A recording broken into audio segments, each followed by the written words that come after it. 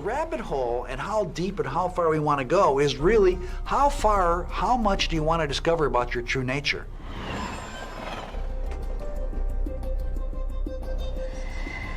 Anybody who spends too much time trying to explain it is likely to get lost forever down the rabbit hole of mysteriousness. What becomes real? Is it our body? Is it our cumulative genetics? Is it how we look? Is it how we walk? Is it how much we weigh or don't weigh?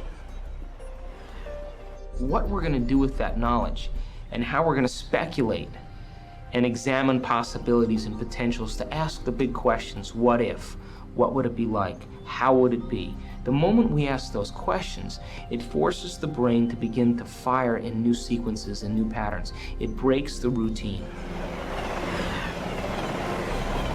I was basically trying to find the answers to what I've often called those four great questions that everybody faces, whether they realize it or not, even the agnostics and the atheists, as well as the believers and the pious. And that is, who are we? Where do we come from? What should we do? And where are we going? And if you don't answer those four great questions, obviously your life is pretty meaningless.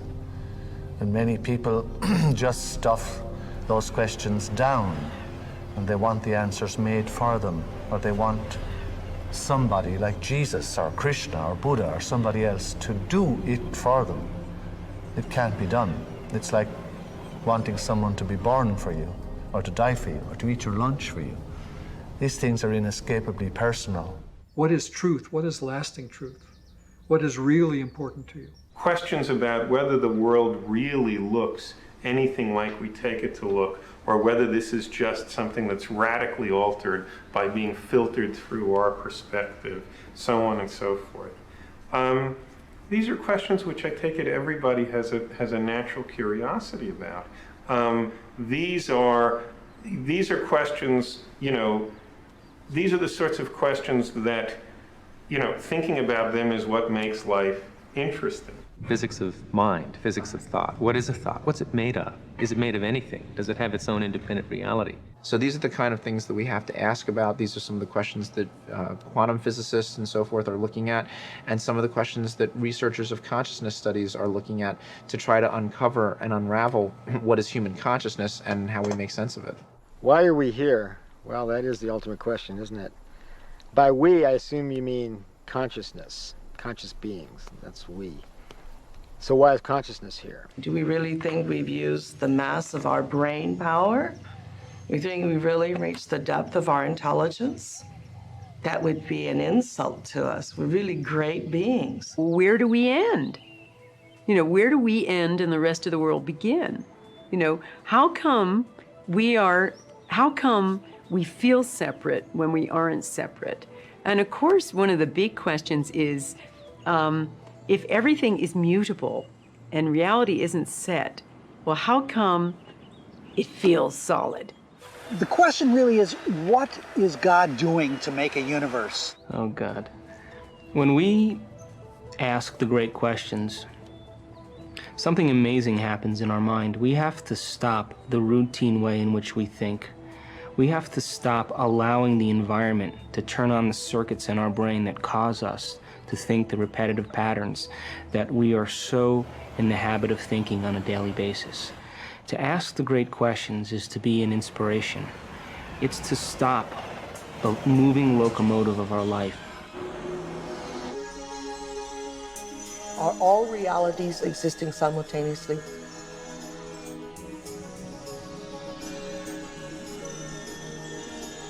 Is there a possibility that all potentials exist side by side?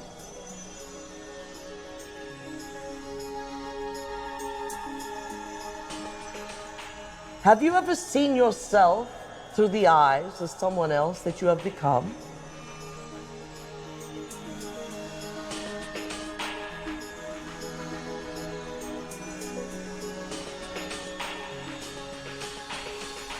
And looked at yourself through the eyes of the ultimate observer? So the film asks, how far down the rabbit hole do you want to go? Remember that Alice went down the rabbit hole following, where she met the Mad Hatter. The Hatter was mad. Hatters became mad from mercury poisoning. And the idea is you want to get out of the rabbit hole after you've gone in.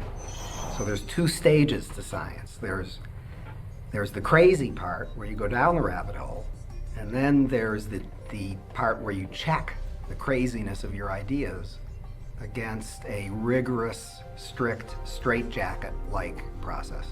I think the interesting thing about science, the interesting thing about physics, is that it is a genuinely new and novel way of trying to come to grips with the world. I think the experimental method, which is important to physics, is a very different business from the method of revelation or the method of meditation or something like that. I don't think it's true that, for example, adherents of, say, Buddhism could imagine changing their beliefs based on the outcomes of some experiments people do with electrons. Why this apparent rift between the church and science, or between science and religion, emerged today. I think the roots of that are very deep. Probably goes back to a conviction that some of the books of the scriptures, like the book of Genesis, which deals with the beginnings, is actually telling us about the origins of the world. Now, in fact, any biblical scholar will tell you, and this is not news, that the book of Genesis was never meant to be about the origins of the world. But many churchmen believed that in the book of Genesis you had actual sort of live news, like CNN, about the beginnings of creation.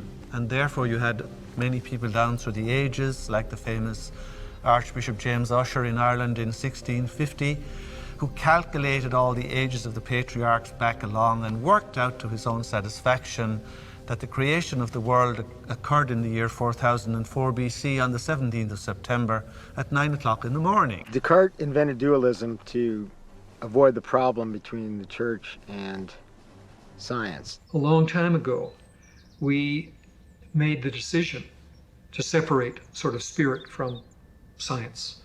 And that science, and we were in this low gauge symmetry state, because there, the effects of most humans, of their consciousness, is very small.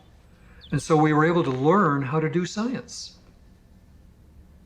But now we've learned, and now we can take on the richer task of learning to do science when consciousness, a significant amount of consciousness, is part of the experiment.